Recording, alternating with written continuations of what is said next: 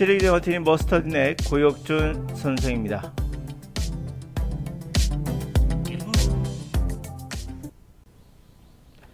자, 우리가 뉴스라고 한다면 일상적인 영어에서는 어느 부분에 속하는 걸까요? 일반적으로 우리가 일상회화란 말과 비교되는 형태로 많이 말하죠. 그러니까 여러분이 일상회화라는 건 뭘까요? 우리가 정의부터 내려볼까요? 일상회화는 뭐 여행에서 사용하는 거다, 또는 뭐 공항에서 쓰는 것이다, 이런 어떠한 시츄에이션을 갖고 기본적으로 하는 것들을 일상회화로 생각을 하시잖아요. 근데 제 생각은 좀 다릅니다. 이런 것들은 사실 배울 필요가 없는 게 아니라 그냥 암기하시면 돼요. 여행에서 어디를 갈지, 또는 뭐 공항에서 어떻게 쓸지, 그럼 이미 나와 있거든요. 그러니까 많이 쓰는 것들이 나와 있다는 얘기죠. 구태여 그런 거를 돈 내고 배울 필요는 없습니다. 근데 제 생각에는 일상회화라는 것은 사실 뉴스도 들어간다고 저는 생각을 해요. 뭐 CNN 같은 뉴스 같은 거, 우리 같은 경우는 YTN 같은 뉴스를 얘기하겠죠. 근데 이 뉴스를 하면은 꼭 우리가 생각하기에 이 정도 영어는 필요 없다고 생각하고 있는 것 같아요. 그래서 일부 강사들은 일상회화를 필요하지, 여러분들은 CNN 같은 거 필요 없잖아요. 일상회화는 다릅니다 얘기하지만, 생각을 한번 해볼까요? 우리가 동네 가게 한번 가보셨습니까? 동네 식당. 그러니까 동네 식당만 가더라도 우리는 알 수 있는 게 하나 있어요. 동네 식당이야 가면 여러분 TV에 뭐가 나오죠? 대부분 뉴스가 나올 겁니다. YTN 같은 뉴스가 나와요. 그럼 이 뉴스를 보시면서 야, 이거는 정말 이 가게는, 동네 가게는 굉장히 고급스럽고 일상과 우리와 떨어져 있는 그러한 곳이구나 라고 생각하시나요? 사실 고급 레스토랑을 가시면은 뉴스 같은 거 안 나오죠. 우리가 일상에서 일어나는 식당에서 우리는 뉴스를 오히려 더 많이 보죠. 하물며 김밥 천국 같은 그런 곳에서도 이런 뉴스를 틀어줍니다. 그랬을 때 여러분들이 듣기가 좀 힘듭니까? 해석하기 힘들었나요? 그렇지 않을 거예요. 모른다로 나올 수 있죠. 그러나 전혀 불편하지 않았을 거예요. 예를 한번 들어볼게요. 지금 제가 갖고 있는 뉴스는 YTN 뉴스입니다. 여러분이 모르는 단어가 몇 개가 있는가, 아는 단어도 몇 개 있는가 생각해 보시면서 들어보세요. 자, 우크라이나 참모부는 하루 동안 러시아군의 36번 전투를 치렀다. 참모부. 뭐 참모란 말 대충 아니까 부까지 들어가면 그냥 대충 아시겠죠? 라고 발표했습니다. 탄약고와 포병 진지. 자, 탄약고는 알겠지만 포병 진지는 뭘까요?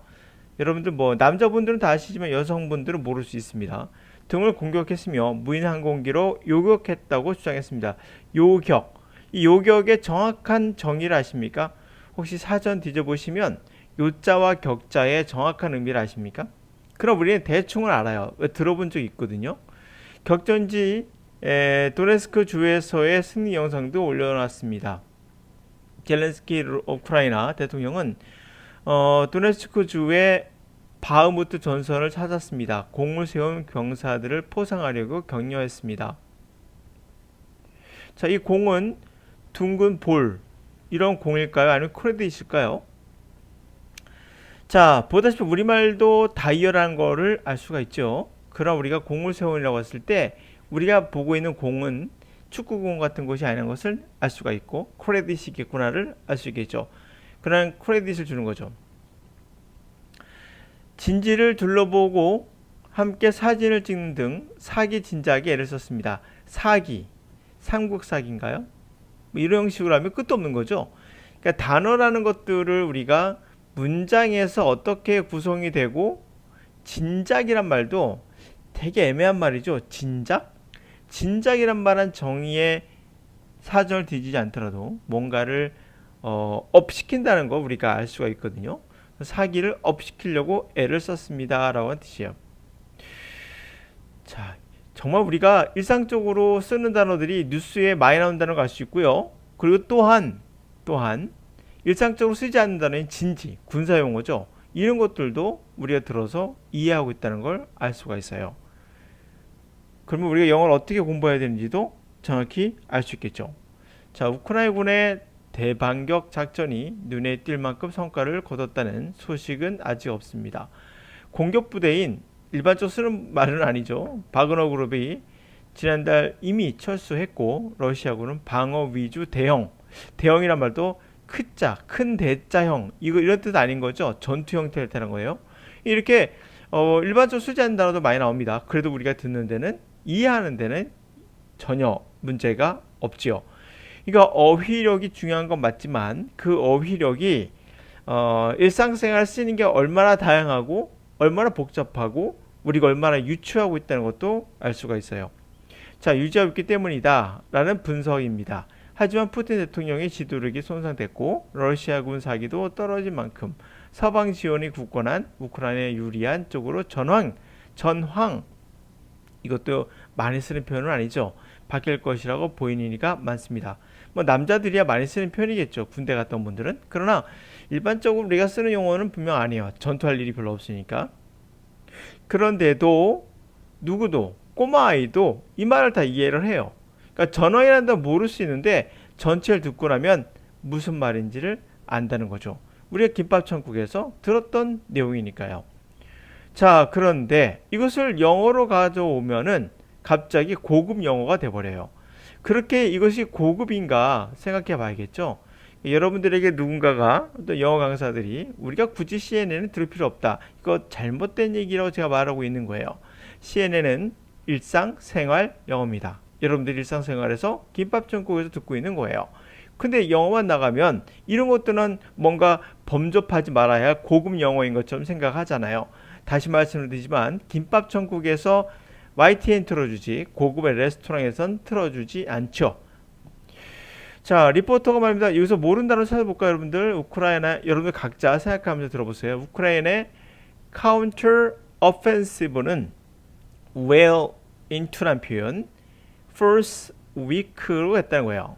요거만 설명해 줄게요. 우크라이나의 카운터란 말은 카운터 오펜시브를 단어를 알고 있는 게 중요한 게 아니에요. 아까 요격이란 말 기억나시나요? 요격처럼 그 느낌만 아시면 되거든요. 사실 카운터는 카운터 펀치예요.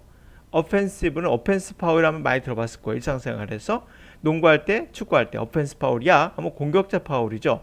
그러니까 반격이 되겠죠. 이렇게 말하면 우리말 따진다면 반격이 지금 well 충분히 잘 well 이런 말이죠. 네 번째 주로 훨씬 넘어섰다는 거. 네 번째 주가 훨씬 넘어섰다. front line은 ever more. ever라는 단어 아시고 more라는 단어 알아요. 근데 합치면 모른다는 얘기죠. 그럼 요기요과 똑같은 거예요. 느낌으로 아셔야 돼요. front line은 ever more intense 하고 있다. but 그러나 gain 소득이 so far 지금까지는 small 하고 incremental하다. 우크라이나의 forces 군은 무력이니까 군은 pushing forward south 쪽으로 pushing하고 있다. 그러면서 liberating just over 150 square kilometer. square란 말이 이게 사각형이잖아요. 아시겠죠? 대충 보니까 150 square 이렇게 되는 겁니다. 그것은 only 60 square mile인가? 마일로 따지면 60이라는 얘기죠. 이렇게 우리는 사실 많이 알아요. 우크라이나의 어드밴스란 말은 아실 거예요. 뭐 진보, 발전, 어드밴스 잉글리시란 말 많이 들어봤을 겁니다. 그러니까 그걸 알고 있는다는데도 여기에 들어가면 여러분들이 어려워해요. 우리말의 요격이 사실은 어려운 말인데도 또는 뭐 진지란 말도 쓰지 않는 말인데도 우리가 흐름을 알거든요. 그게 바로 중요한 포인트가 되는 거죠. 어휘력은 단어를 많이 안다라는 뜻인데 그것이 어떻게 하느냐가 중요한 거예요. 그냥 대충 안다. 이게 중요한 겁니다. 그것을 사전 뒤져봐서 정의를 꼼꼼히 아는 것도 중요하겠지만 더 중요한 건 우리말처럼. 하여튼 우크라이나이 어드밴스 할 때 그 컨트리의 대표리 디펜스 미니스터. 아까 디펜스 오펜스 기억나실 거예요. 오펜스는 공격이었고 디펜스 파울은 방어자 파울이죠. 그러니까 뭔가 국방부 장관 같은 사람이구나를 대충 알 수 있겠죠. 이들은 몰라도 푸른데 지장은 없어요. 해석하는 데는 say 러시아가 스텝을 밟고 있다는 거죠. 어택을 이스트에서 the enemy는 적이 trying force 힘을 가해서 우리의 트룹스를 out of their position 그들의 포지션으로부터 밀어내고 있다는 것 같죠. 그러나 receiving 그 적은 가치 있는 리버프를 받고 있다. 뭔가 반격을 받고 있다 뭐 이런 느낌이 들죠. 라고 그녀는 최근에 latest란 말이죠. 최근에 말했다. several front 몇몇 프론트에서는 우리가 가게에 들어갈 때 프론트에 가서 주문하세요 라는 말 많이 들어봤잖아요. 이렇게 사실 우리는 많은 영어들이 일상생활에 들어가 있어요. 근데 이게 고급 영어인가요? 아니잖아요. 가게 가다 프론트란 말 너무 많이 쓰지 않습니까? 일상생활에서 쓰는 영어를 우리가 고급 영어라 말할 수는 없겠죠. 과연 고급 영어가 뭔지는 잘 모르겠어요. 하여튼간에 러시아 프로세스는 매니저먼트라고 하잖아요. 관리한다는 뜻이잖아요. 우리가 잘 알고 쓰는 단어예요. 매니저, 매니지먼트, 그래서 하여튼 군은 매니지하고 있다는 거죠. 앞으로 나가고 있다는 얘기죠. 지금 어떠한 지역이 되겠죠. 이렇게 하면 내용이 대충 이해는 갑니다. 물론 이제 우리가 어휘라는 것은 중요해요. 그래서 독해를 그러니까 카운터란 단어와 오펜시브란 단어 그리고 리버레이트란 단어 이런 단어 스퀘어란 단어 킬로미터란 단어를 사전을 통해서 우리가 배우지 않았듯이 우리말을 혹시 총참모부란 말을 혹시 사전에 뒤져보시고 배운 적 있으신가요? 포병진지를 혹시 사전을 뒤져봐서 배워본 적 있나요? 그렇지 않다는 걸 아시겠죠? 유격도 사전을 뒤져본 적은 없어요. 그럼 어디선가 들었거든요. 우리는 그냥 그만큼 어휘를 우리가 어떻게 배워야 되는지를 정확히 보여주고 있는 건 뭐예요? 바로 책을 읽거나 또는 뭐죠? 일상회화에서의 듣기가 돼 있죠. 듣기나 말하기. 이거를 통해서 우리가 언어를 배우고 있다는 걸 정확히 알 수가 있는 거예요. 우리는 누구도 사전을 뒤져보면 하지는 않았어요. 그런데 물론 우리는 외국어니까 좀 그럴 필요가 있겠죠. 뒤질 필요는 있겠죠. 그러나 배우는 그 루트는 책이나 다시 말해 리딩이 되겠죠. 리딩과 리스닝이란 걸 우리가 알 수가 있는 겁니다. 단어장이 아닌 거죠. 네. 그리고 리딩과 리스닝을 통해서 우리가 요격이란 말이 격이 어떤 의미인지를 느낌으로 알거든요. 마찬가지로 영어도 그런 느낌으로 하기 위해서는 반드시 리딩과 리스닝이 필요한 거죠. 네. 자, 그래서 제가 항상 말씀드렸다시피 리딩과 리스닝을 통해서 어휘를 습득하지 단어장을 통해서 어휘를 습득하지 말라는 이유가 거기에 있습니다. 그리고 영어는 느낌이에요. 느낌. 우리말도 느낌이 중요해요. 아다시피 여러분 다 아는 단어 아니었죠? 분명 전황, 대형이라 생각하면 여성분들은 다른 거를 생각할 수도 있잖아요. 그렇죠? 많이 쓰는 게 뭐죠? 아실 겁니다. 여러분들. 그렇죠? 한자마다 오는 그런 매지에 걸리실 때 쓰는 거. 그거 많이 쓰잖아요. 그러면 이때 대형은 우리가 일상적으로 쓰는 단어는 아닌 거예요. 그런데 우리는 알아요. 그냥 알아요. 희한하죠? 그게 언어입니다.